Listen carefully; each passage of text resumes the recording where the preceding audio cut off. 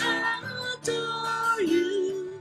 Father, we long to see your face, for you alone deserve all glory, for you alone deserve all praise. Father, we love you and we worship you this day. Thank you, Mary. Jesus. What a perfect line to end with. But God, you all know how I feel about those two words.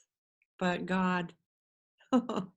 Whatever goes before it, we can always end it with but God. No matter how bad that first half of that sentence is, but God, right, ladies?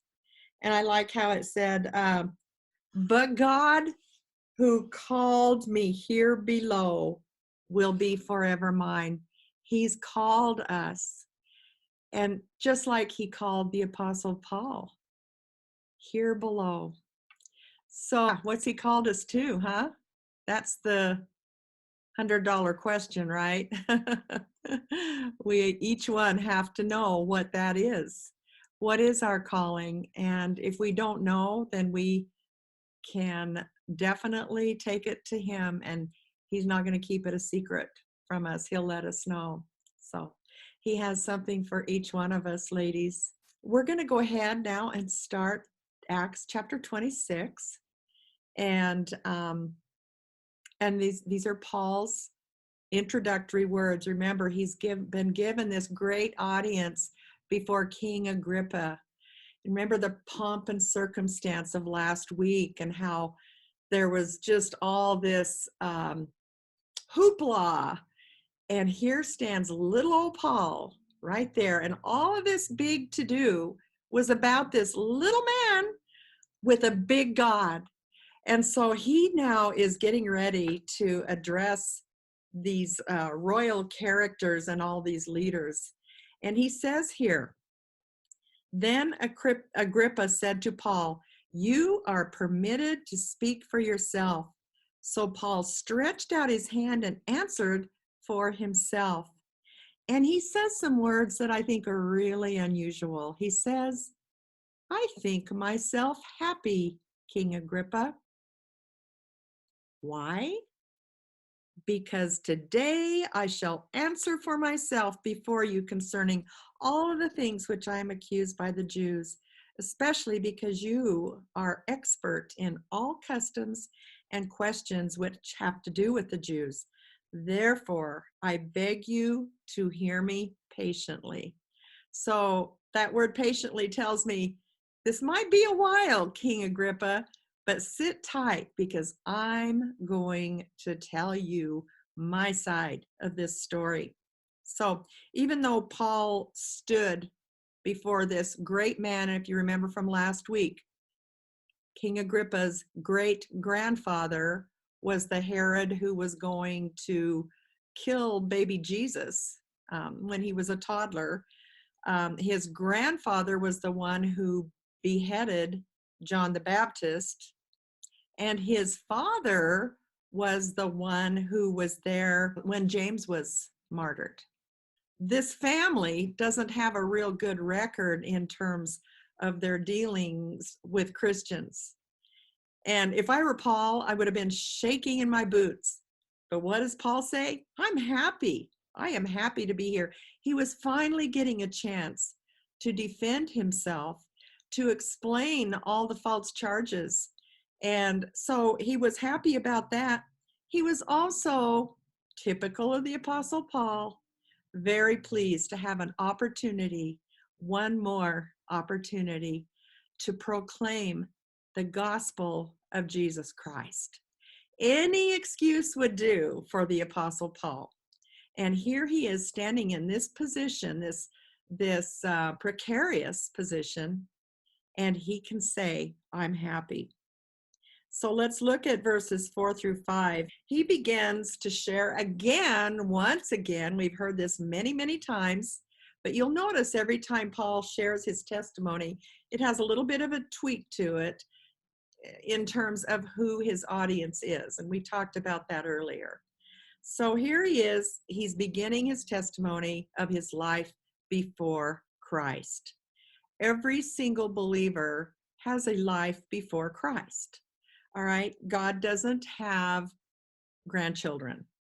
Every single one of us has to come to God on our own terms.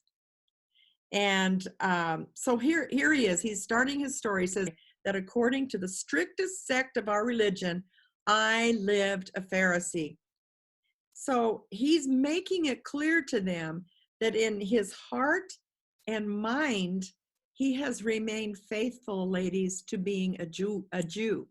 He has not turned away from the God of the Jews. And so he prefaces everything else that he's going to say with that. And so verses 6-8 go on. Why should it be thought incredible by you that God raises the dead? He's saying, this is why I'm in trouble. This is why I'm standing before you today, because I have claimed that Jesus Christ is raised from the dead.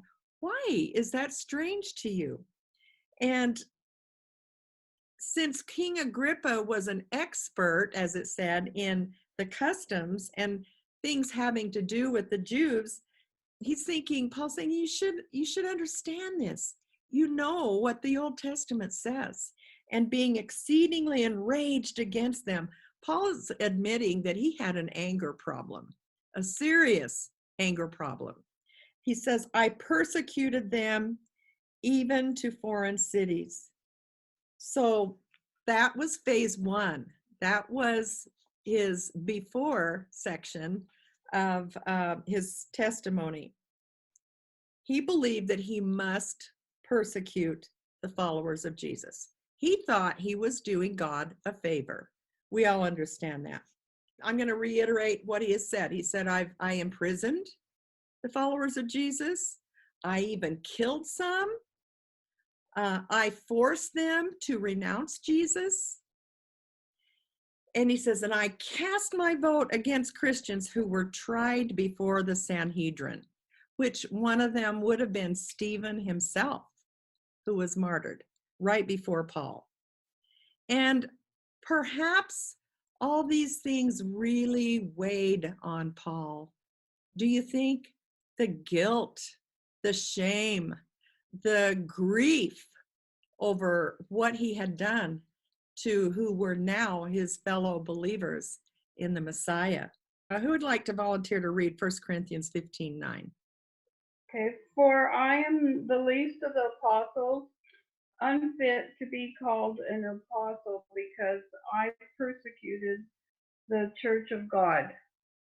All right. Yeah, he's not fit to be called an apostle. And who has 1 Timothy 1:15? Here is a trustworthy saying that deserves full acceptance. Christ Jesus came into the world to save sinners, of whom I am the worst. All right. This is what Paul's talking about when he says, I am the worst sinner. He's talking about all those things, the imprisonments, the killings, the forcing them to renounce Jesus, all those things. So thank you, Kathy and Karen. That's exactly right. He clearly does have a sorrowful conscience. He knows he's been forgiven. He's not beating himself up over it, but I'm sure it's something that he thinks about often. Let's look at phase 2 of Paul's testimony. It begins in verse 12. This is his encounter with Jesus, but some of us shared our testimonies. We talked about briefly our life before Christ and our encounter with Christ. What were the circumstances? And this is what he's going into now.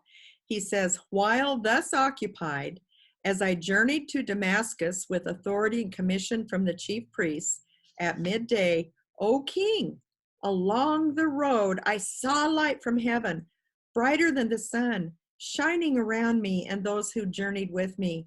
And when we all had fallen to the ground, I heard a voice speaking to me and saying in the Hebrew language, Saul, Saul, why are you persecuting me?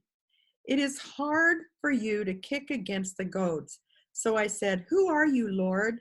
And he said, I am Jesus, whom you are persecuting. What an intriguing statement to have heard. The circumstances of Saul's conversion happened on the road to Damascus. And it would be very good for all of us to stop and think about, where was my road to Damascus? He first noted that he went on his mission of hate and persecution with those same religious leaders who are now accusing him. He was like that with them. They were connected at the hip. Paul literally then saw a light, a bright light, literally, that shone down on him. And he actually saw that bright light, that literal light, before he saw the figurative light. All right? That's what God used. Paul went to Damascus supremely confident that he was right, ladies. He didn't have a qualm. He was doing God a favor by persecuting and killing these zealots who he thought had gone against the God of Israel. Can you imagine Paul's awakening when he realized that, oh, this is the Messiah? This is the Messiah that we've been waiting for. And it took a brighter light than the midday sun, it says, to reveal this to him. That was erroneous thinking. Let it shine till Jesus comes.